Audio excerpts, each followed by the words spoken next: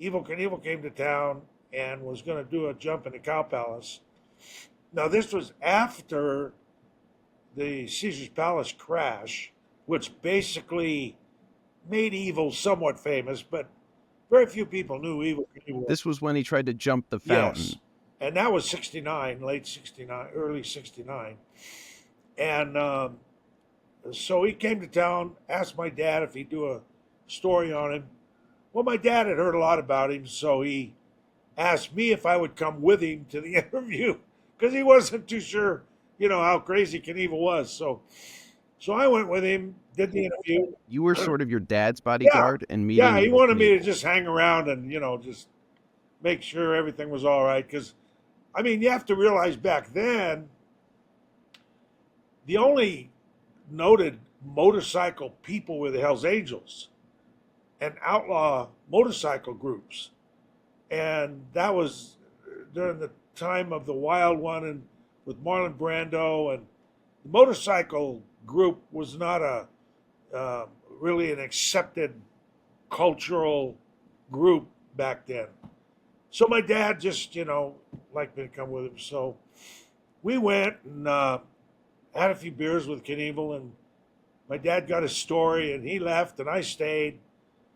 And Evil started asking me about what I was doing, and he was impressed with my size because I was like 245 pounds, 20-inch neck, benching over 400 pounds, hair down to here, pretty, kind of the hulkish looking guy before the Hulk. But um, so he asked me to come be with him at the Cow Palace the next day. So I went.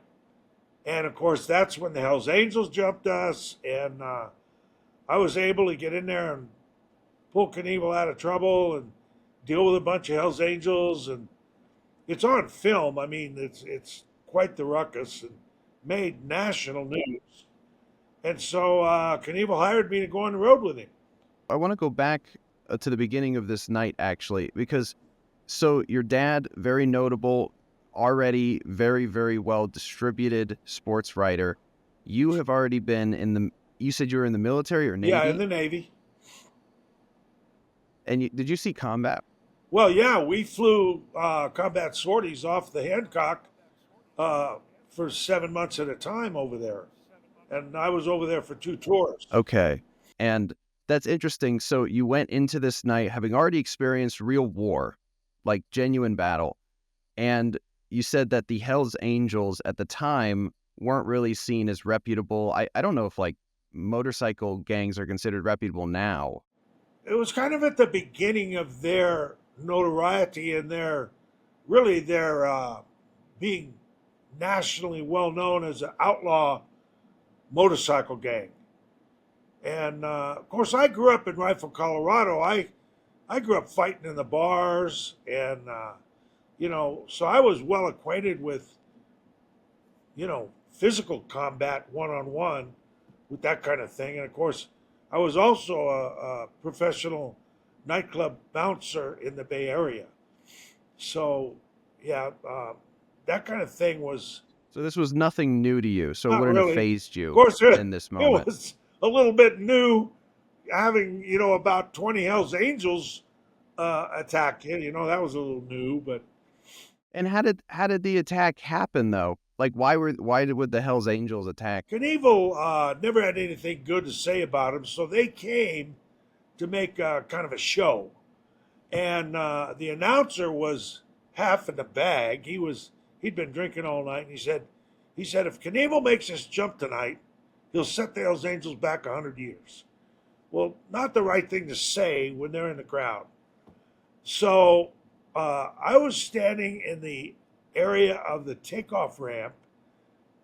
Knievel goes to do a speed run, and this guy throws a wrench at him. You know, that's what everybody brings to a motorcycle jump is a wrench, right? So this Hell's Angel threw a wrench, and it missed him, but then he made the jump, and then a couple of them came over the wall and out on to the arena and threw him down off the bike, and so it was on. That's what started it. Where were you? You were I sort was of to the about side, you were watching. I I was on the floor, and I was there to basically take care of him. And I was about maybe 30 feet away from the thing as it started to happen. So I took off at a dead run, and two of them came out, and he rode around right next to him. They threw him off the bike, and before they could really deal with him, I beat both these guys at a full run and just laid them out. And meanwhile, probably 10 or 15 others jumped out and started toward us. And so, but the crowd jumped out also and started taking care of the Hells Angels. So I grabbed Knievel and went back to the trailer, and we had a shot of wild turkey and watched the whole thing from from inside his little motorhome. Why do you think the crowd jumped in to help when they did? Nobody has any love for the Hells Angels in California, and it was obvious we were under attack. So back in those days, Garrett, the public got involved. Today, everybody stands around and backs up because they don't want to be involved. Back then, people got involved. The good guy was protected, the bad guys were dealt with. I mean, that's how I grew up. So you're saying that Evel Knievel was seen as the good guy Oh, in yeah, the situation. absolutely. He represented America and the American dream and victory over death. That was his message. Get out of your fear zone and start living life to the fullest because you only got one shot at it. So live it to the full. I mean, that message resounded with me because that's how I lived my life. My mom was a World War II WASP, Women's Auxiliary Service Pilot, which later they named them the Air Force Service Pilots. There was a group of women that actually ferried fighter planes and bombers from the factory to the coast to go to the war zone. My mom became a B 25 command pilot, and she ferried officers all around Alaska, the Aleutian chain. That's what she did during the war as a captain in the Army Air Corps. So I grew up kind of different than a lot of people. And, my mom and her partner, another woman who had flown with her during the war, started a crop dusting business in Rifle, Colorado, and operated the airport there, which at that time was a dirt strip. So I grew up in that environment. And I was right was right, wrong was wrong, and we'll leave you alone until you get in our way. You get in our way, then we're going to get you out of the way. It's kind of how I grew up. So I was. And this was kind of similar to Evel, so that's why you resonated with him. Exactly, because he grew up in Butte, Montana. Same culture, miners, rough guys, who left people alone unless they bothered them. And back in those days, Garrett, nobody had the liberty to flip somebody off or F you or whatever. Nobody had the liberty to do that because back when I grew up in the late 40s, 50s, even the 60s, at least in Colorado, if you cuss somebody out, you better be willing to back it up because you're going to have to pay a price for it. Today, you can say whatever you want. Nobody can do anything because of the way things have changed. But back then, the climate, the culture, right and wrong, law versus crime was totally different. So this famous incident at the Cow Palace, that happened the same night that you met him? Or maybe I missed something. That was like the first time you worked with him? That was the night after the interview. So any smart person, yeah, if I would have been smart, I would have said, well, this Knievel thing was nice, but, my first encounter is I'm fighting the Hells Angels for this guy. See ya. But me being Irish and young and kind of, wild and crazy, it was perfect. So he didn't have to do much convincing to get you on the road with him. Oh no, no. He actually gave me like, I think the deal was he'd take care of all my expenses and give me maybe $100 a week. So, Okay. but really, I didn't care about the money. I mean, and he wasn't that famous, but he had a message, and I liked his spirit. He was a good guy back then. He wasn't telling everybody what to do and I'm evil Knievel, go over here, go over there. He was a pretty humble guy, and that changed, of course. But in the beginning, I wanted to support him and take care of him and be there with him. And how did that go? Because I believe you were on the road with him for 3 Yeah, years. yeah. Well, it went good until he started signing these big contracts. He got $100,000 in free motorcycles from Harley. Kenworth gave him 100 grand on a truck, trailer. Olympia Beer gave him 100 grand plus all the beer we could drink, and uh, so that's when he really started changing. Plus, he was getting all kinds of publicity.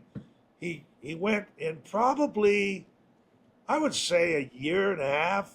My dad had something to do with that too, because my dad was the first bona fide sports columnist that was known nationally, that put Evel Knievel on the front page of the sports column. So it became a sports figure. Whereas before he was just kind of like a biker outlaw guy. So his fame advanced, 100% within a year and a half, 2 years. It was a different ball game, and he became really abusive, very authoritarianism. Um, he changed, and I helped him promote the canyon jump for a while, for the first probably 6 months. But then I saw the way things were going. I didn't feel right about it, so I withdrew. I quit. Did his message change at all? The message was pretty much the same. That didn't change. Plus, Knievel was always very, we'll say, user friendly with the kids and the younger generation. He spoke very harshly against drugs and alcohol. Uh, he never took drugs, but we did our share of drinking, I'll tell you that. But, he had a great message for the youth. So it was kind of like Jekyll and Hyde. And what was that message? Since you said in the beginning of our interview, his message was to defy death.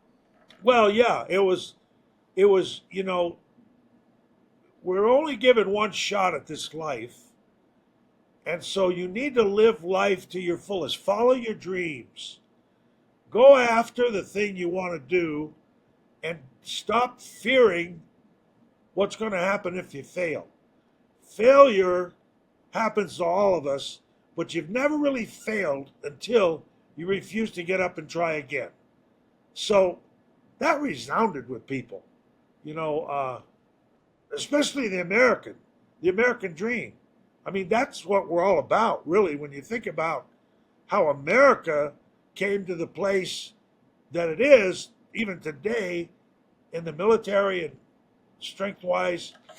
It's the American way to be innovative and to be entrepreneurial and to start things that nobody else thought of and go places nobody else would go because of fear. So I mean, it was all right. It was all a very positive, encouraging, inspiring message. Was it hard then to walk away from that, knowing that even if he was going off the rails a little bit or starting to change, that you were walking away from the amplification of that message and your part in it? You know,